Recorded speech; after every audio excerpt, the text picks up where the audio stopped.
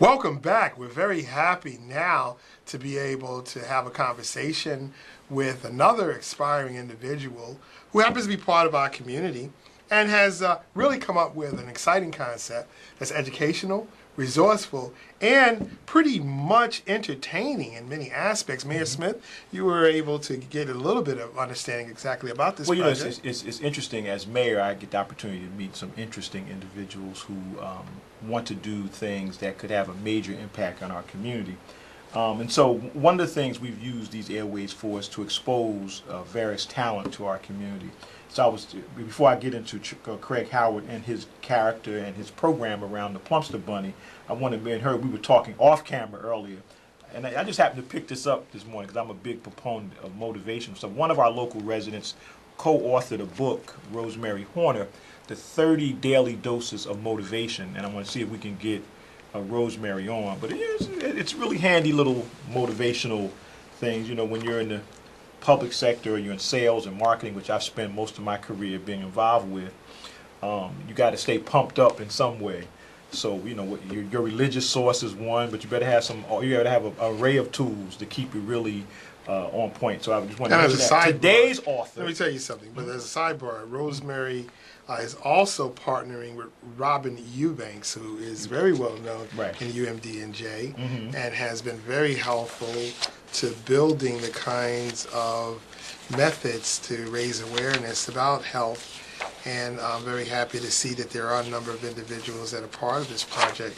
We'll certainly be looking forward to getting them involved with our outreach effort. And her number's there, so I'll leave it up to you to coordinate us. Most definitely. Thank you very much, man. So Plumster Bunny, I think it's a very colorful, very eye-catching publication, and Craig Howard has spent some time putting this together with some very thoughtful insight on how you use these kinds of stories to begin to educate young people about moral choices, about making right choices.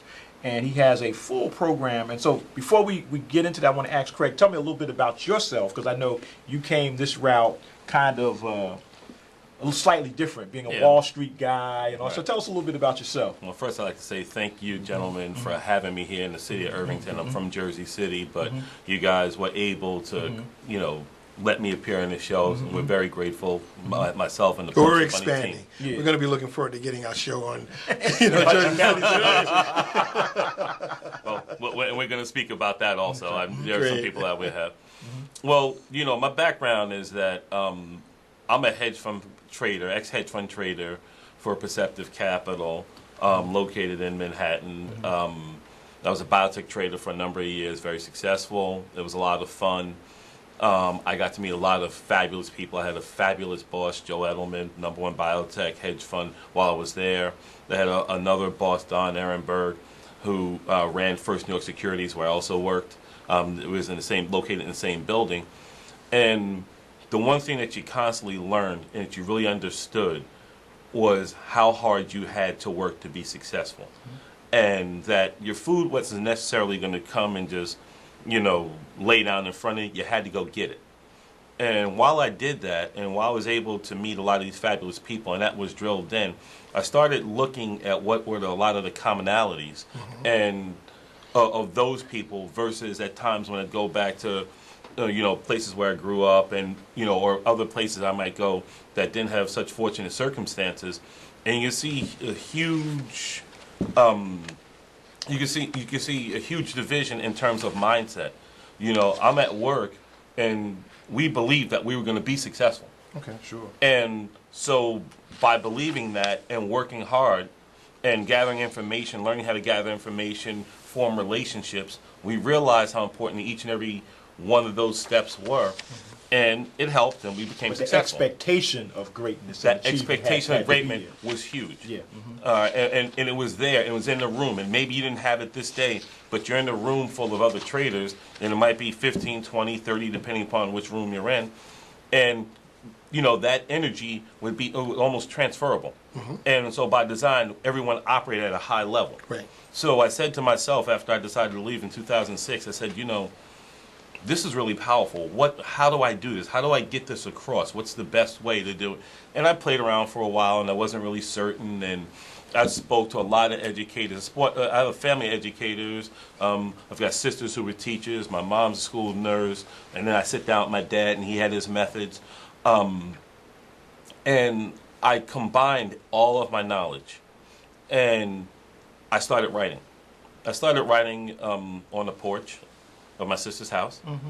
And I started with story 1, which is this story right here. First story, Plumps the Bunny 1.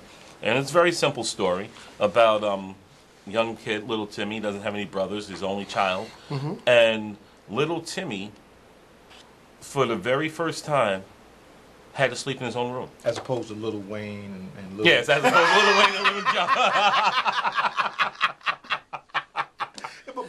But though it's important because it feeds into the psychology of what young people are attracted to. Yes, Little it Timmy. really does. Yes, it really does. It really does. Yeah, sure. And I couldn't help but mention that was really funny. Listen, it fits into the marketing of what gets kids' minds. Yes. No, it really does. Absolutely. and poor little Timmy had no Little Wayne. No, poor little Timmy. We started something here. He's there and he's in the bed. And he's had sleep in his room for the very first time. His mom and dad put him to sleep, Mr. and Mrs. Chalmers, and he's in that room all alone. And the first situation of conflict that you deal with, I don't care where you come from, is being in that room by yourself. Fear. And most kids are scared. What we're trying to do is help children work through fears and phobias, especially a lot of these learned fears and phobias. And even as much share it. And share it, yeah. get it out, and get help. In a comfortable way that they can embrace. Very That's comfortable. Right. And walk through it. And so what Plumster does, Plumster appears to him for the very first time out of the blue. And there he is, and they sit and they talk about it and they discuss it. It's a good and once they discuss it, because it's Easter. It certainly is. It certainly is. And when you're sitting there, Plumster and Timmy are sitting there and they're talking and they're feeling really good, but then you hear that noise. You hear the strange noise, and it's like, roar, roar, roar. And what do you get? It's Roar, the scariest monster in the world. We got a picture of Roar right here. Right. Roar is pretty funny, and he just won't stop making that noise. Okay. And, little Timmy's obviously scared, but that's okay because Plumps is there. Now, what I made sure I did when I created the whole series, I wanted to really drive home something that's very important to me, which is this ambivalent attitude towards violence. All right. There's too much of it, obviously. I don't think that we need to pick up another paper to see some ridiculous article. Yes, right. Absolutely. All right. So I didn't need to add to that. I want to go on the other side of the ledger. And on the other side of the ledger are positive people like yourself and who are trying to build relationships and rebuild communities and put that hope, make that hope come to fruition, become reality. So I made sure, and none of our models are there any acts of violence. So what Plumps the Bunny uses... That is very, very important because one of the challenges, and we talk about this whole media mix of what our kids are dieting on. Yes. The whole diet of video games and things they're attracted to is loaded with first-person shooter. Yep, there you go. But that's wonderful. Excellent. Yeah. Okay. Well, what we did was, we said, how do you do that? Like, how do you stop somebody but you're not touching them? And I said, I'll tell you how. It's something we do every day, and you need to learn it. And he uses the Plumps the Bunny stare, which is a very direct stare that I'm giving you, Mr. Mayor, you heard.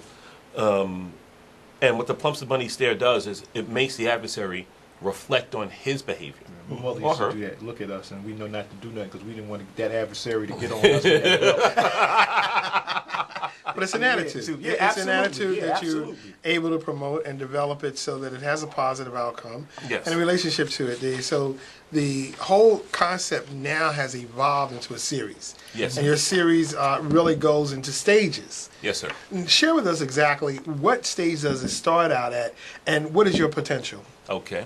Well, initially, I start out nice and slow. So you figure Plumps the what, One. first grade, second grade? This is pre-K to third grade. Oh, really? Yeah, Okay. yes, pre-K to third, and because we want them to get excited about Plumpster. When they see Plumpster, and I've done the marketing myself on trains and when I walk up and down the street, I mean, I can be anywhere. I'll just hold the book, and you just hold it at child level and let the kids see it. And they got to have Plumpster.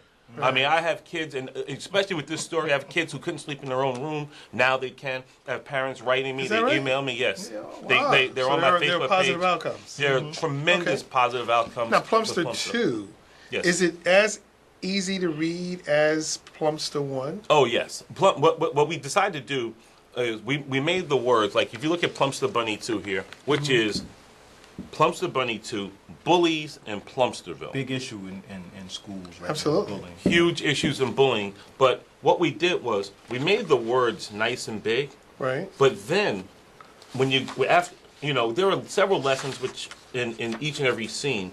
But when you get to really, really important parts of the book, we change colors. Okay. Our color, we believe this is very important because it'll say to a child, it'll stamp that message in their minds, so that no matter, maybe they don't get it the first time, but they'll get it the second time, they'll get it the third time, and in each and every part of the book, as you realize, because the other caveat with Plumster is that the adversary from the prior story helps out in the next story. Okay. And Plumster's building this friendship model. Well, if you look in the back here, in Plumster Bunny 1, you see everyone leaves as friends. Okay. There's Plumster, there's little Timmy, and now there's Rar. Rar is on the other side. Now he's a friend of little Timmy's.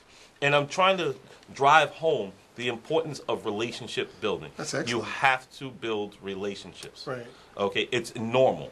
Right. It's not normal not to have relationships. And it's important that it's part of your writing style and looking at it, in the aspects of what's so important and key here is that it's a learning tool. It's a tremendous learning tool that you can create a lot of content. I want children to take Plumster stories and take the content and build their own stories around that. Oh, that's what great. we do is, with each and every Plumster Bunny book, you receive the Plumster Bunny Manual, which are 10 stories that help educators and parents work on content creation, work on expanding the Plumster model in the way that they see it. And maybe, you know what, maybe they send it into us and we really like it. So it can be really an advantageous mentoring project. It'd be fabulous mentoring project for young kids. Way to exchange ideas with kids in Right. a very fun kind of way. It kind of captures their interest. He raised something pretty important, and I think we spent 2 days at Christian Pentecostal with Rutgers University looking at how do we build our pre-K programs, whether they're private or public, so they produce better children outcomes. How do we lift the standard of early child? Superintendent spent the Thursday with me and a whole host of people from the community and other professionals. Models like this help us begin to show young people what we used to take for granted that we're taught by society and our families. We've got a whole host of kids now who have non-traditional families who don't get some of those basic skill levels that we assumed just happened. Now you got to teach them. Right. Yes. You have to teach these models. It's just non-traditional families. We teaching in Irvington. We have through the Irvington Family Development Center. We had to teach dads how to be dads. That's right. We've got 2 models. We got a fatherhood program. We got dad ventures. Because the assumption is that you learn how to be a father from your own, but we got so many people who didn't have a father in their lives. So where do they get that core skill component from to emulate? And so yeah, same thing with relationship building. So the skills of Wall Street, this is why this is important. In Craig's introduction, he talked about one of the core skills of being a successful trader is you have to build relationships. Right. But if you don't know that as a kid, these people go from their college and university hooking up, so when they get on the phone to grow this into a $1 billion company, they're calling their guy that went to school with them. Say, That's hey, true, man, yeah. But if you don't develop it, and they played little, some of them probably in certain segments of society, they might have played golf or little league baseball together, whatever the case may be, and those relationships are cemented. Right. So we have to teach people how to build those and do something with those relationships. Certainly. Stop fighting, stop arguing, stop killing each other, And then let's see what we can do from a productive standpoint to build industries, create jobs, make sure our educational organizations are functioning at a core level. Our media organizations are permeating these kinds of messages. It's all interrelated. And it stays really constant. And that's what's so important about consistency in terms of what really makes our relationship of success work. Trust is a primary factor. And in order for you to trust someone, you have to understand them. And in the relationship of how this book is really put together, Plumster's Bunny is going to be someone that may be our next, what's his name? Barney? Oh, Yes. You know? Yes. Are you really focusing on a way in which maybe we can begin to do public forums and some particular skits in that regard? Well, the wonderful thing about Plumster is that it's a open source. It's open to your interpretation. So we'd be incredibly excited if once someone had Plumster Bunny 1 or 2, 3, 4, there are 14. I've written 14 stories. And you guys take them and say, let's create something about that. Well, I'm telling you, I'm looking at it because, we have, for instance, Sharon Han, who does Pupsicle Pup, and we have Plumster Bunny, and, we have a number of different people who are creative in their characterization of doing outreach to our youth. And we have Ms. B's Traveling Bus. So I'm just thinking the capacity that can really develop in terms of our outreach effort in creating healthy and safe neighborhoods through Weekend Partners, that we can put a stage show together of all these different talented individuals in our community and put a opportunity that will help enhance a number of different efforts that you all are making. And, you're really giving us a lot of incentives and certainly encouragement, and I'm very happy about you coming by and sharing with us. We're going to be looking forward to showcasing you at many of our events, and we're going to be having an opportunity through the mayor of Irvington here to have an event on May the 18th, which is on a Saturday at the Servicemen's Club, 1113. In Irvington, New Jersey, right off Springfield Avenue. And we're certainly happy that you're going to be a part of it. We'll be looking forward to working on some other So we're going to be trying to connect you to our educational institutions. I want to see if we can get you involved with this emerging early childhood education forum that we're about to create here in Irvington. And we're going to probably start the easiest entree in. I'll be talking to our after-school program. Beautiful. To see if we can use this as well. And so we've committed to help launch this healthy Plumster Bunny out there through our various relationships. And if I may add, Mayor, we're also offering the same invitation to you who may be interested in sharing your ideas and encouraging a better, healthy, and safe neighborhood. So, Craig, how do people get in touch with you if they want to follow up? Some educational institution may be watching us. So how do they reach you? You can reach us through Gmail at Plumster Bunny, Plumster. Say that one more time. Plumster BUNNY@gmail.com. I'm also on Facebook as fans of. You can go to our Fans of Plumster page. We'd be very happy if you liked our page, become a fan. Look forward to our updates, which we do about every 2 or 3 days. The other way is that you can just call me directly, 917-887-3775. I'd be very happy to answer any questions that anyone have. I'd be very happy to present Plumster to anywhere that you have a child, anywhere that you have groups of people that really want to understand what a big idea this is. What our vision is that we're going to change the world in communities, because you're going to have a galvanized force of children who are going to now grow up understanding that they are not going to wait for somebody to save them. They're going to save themselves. They're going to change their own communities.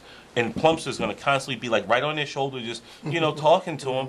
And where they made poor lifestyle style choices before, that's out they're allergic to that. Wow. They're not even thinking, that's not even on the menu. Right. And they're going to go out there and they're going to create change, big ideas, and they're going to monetize. Well, I'm going to tell you, We Care Partners in this effort with the theme this year, Rebuilding the Village. It certainly fits right in, and we're very happy about it. We're looking forward to working with you. I'd be very Thank happy. you very much for coming by. Thank you very much. Thank you very much. Smith, thank you very much. And thank you very much Plumps the for bunny, tuning y'all. in. Plumps the Bunny. Plumps the Money 1, Plumps the Money 2. All right. Thank you. Thank you very much.